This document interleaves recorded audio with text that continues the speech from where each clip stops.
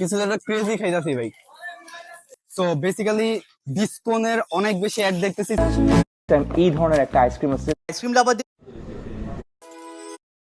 Savoy সেভয়ের নতুন ice cream, এইটার সাথে আমি একটা সাধারণ কোন আইসক্রিম ট্রাই করব। এবার এটা ইগলো বা পোলারের হইতে পারে।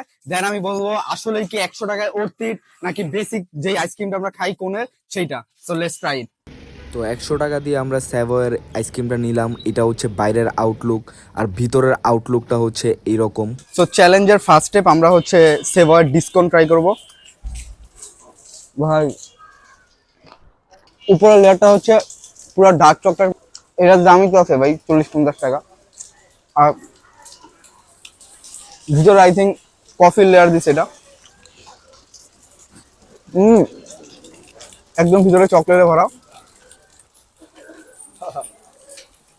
নিচে ভাঙা গেছে।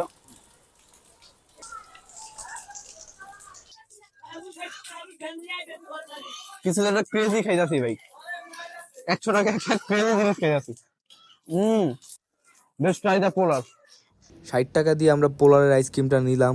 দেখতে একটু নর্মাল, আর ভিতরেও ওইটার মতো সেই লাগতেছে না।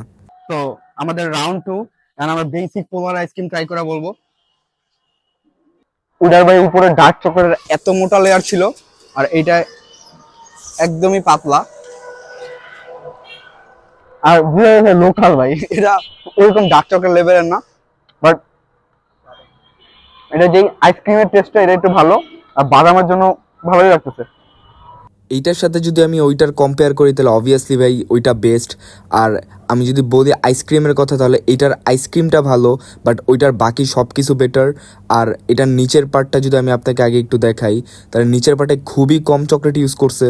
আর ওইটা তো আমি আপনারা দেখাইলাম যে কি পরিমাণ চকলেট। তো অবভিয়াসলি ওইটা 100 টাকা হিসাবে অর্থিত বেশি।